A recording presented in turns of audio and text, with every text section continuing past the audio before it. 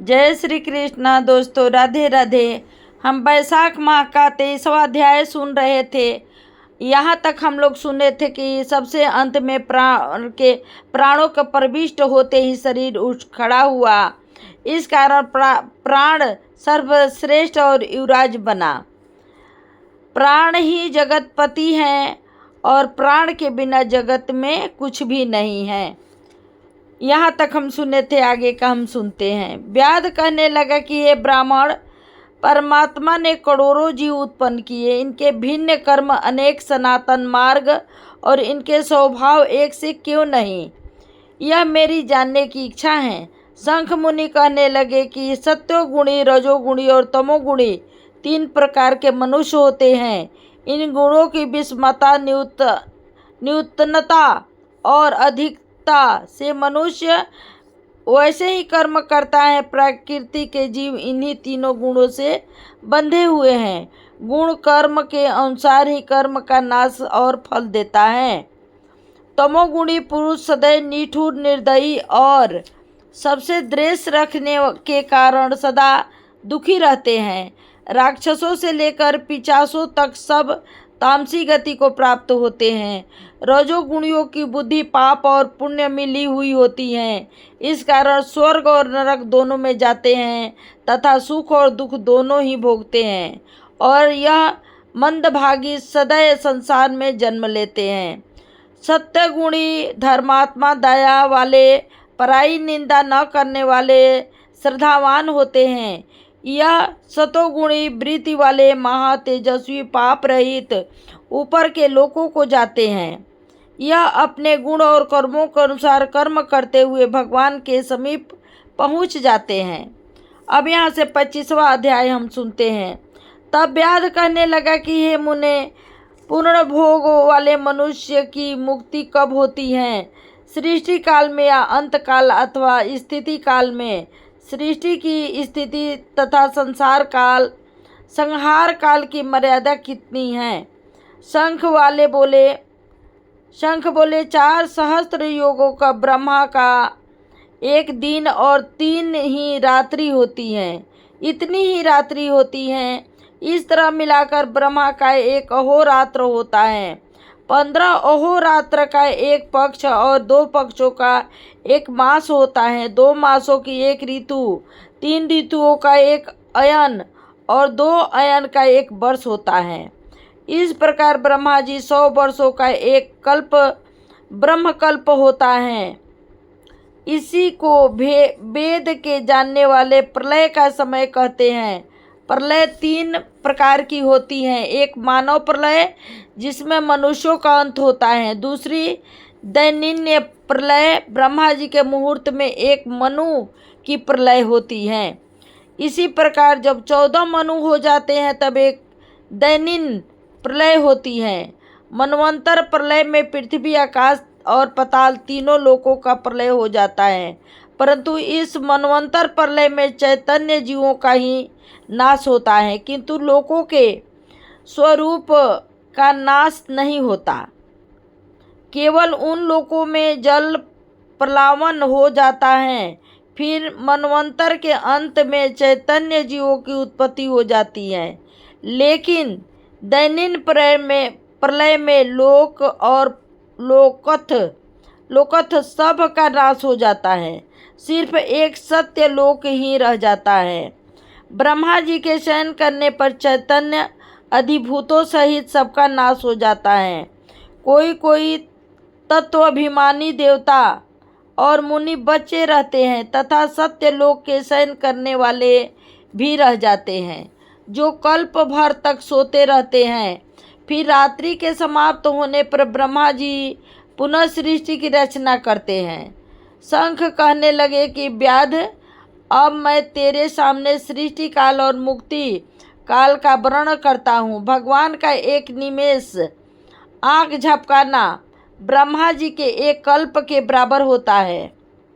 उतना ही समय पलक का खुलना निमेष के अंत में अपने कुल स्थित लोकों और सब जीवों समूहों को अपने उदर में रखता है।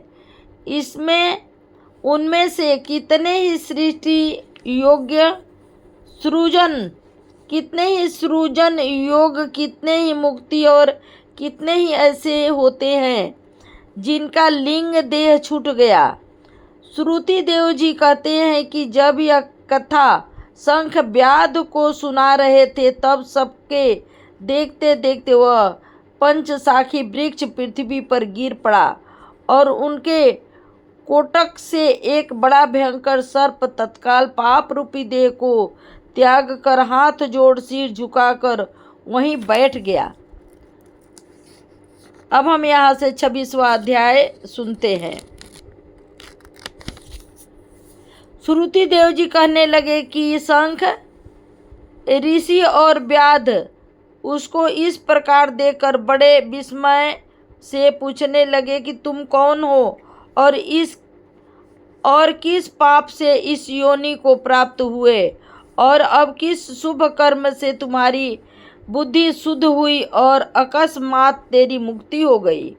शंख के इस प्रकार पूछने पर पृथ्वी पर दंडवत गिरकर सिर झुका और हाथ जोड़कर कहने लगा, मैं कुशिद मुनि पुत्र रोचक नाम वाला प्रयागराज का ब्राह्मण था। आसन शयन निद्रा लोकचार्य ब्याज लेना यही मेरा काम था। मेरी किसी के प्रति श्रद्धा नहीं थी। इसी तरह एक समय भगवान के प्रिय वैशाख मास में जयंत नाम का एक ब्राह्मण वहाँ आया और उस क्षेत्र में रहने वाले बहुत से हजारों स्त्री पुरुष उसे वैशाख माह की कथा सुनने लगे। सब लोग प्राप्त काल स्नान कर मन लगाकर उसकी कथा सुनते थे। मैं केवल कौतूहल देखने के लिए उस सभा में जाया करता था। मैं सिर पर पगड़ी बांध पान चबाकर बड़े दम्भ से वहां जाकर लोगों से इधर उधर की बातें करता और उनका मन कथा से हटाता था। इसी दोष के कारण मेरी बुद्धि नष्ट हो गई। अब मैं 64 लाख योनि भोग कर इस रूप में इस वृक्ष के कोटेरे में बैठा हूँ। दैवलोक से आपके मुख से निकली हुई कथा को सुनकर मेरे सब पाप नष्ट हो गए और दिव्य देह धारण कर आपकी शरण में आया हूँ। मैं नहीं जानता कि आप मेरे कौन से जन्म के बंधु हैं। मैंने तो कभी किसी का कोई उपकार नहीं किया, फिर सज्जनों का संग कैसे हुआ? आप मुझ पर कृपा करके कहिए। शंख मुनि ने बड़े प्रेम से उनको उठाया और उसके स्पर्श से सब पाप नष्ट हो गए। फिर उस दिव्य रूपधारी ब्राह्मण पर कृपा करके सब वृत्तांत कहने लगे कि हे ब्राह्मण, वैशाख माह और भगवान विष्णु का महात्मा सुनने मात्र से तेरे सब पाप नष्ट हो गए हैं। तू कर्म से अति विवाहिक लोगों को जाकर फिर दर्शन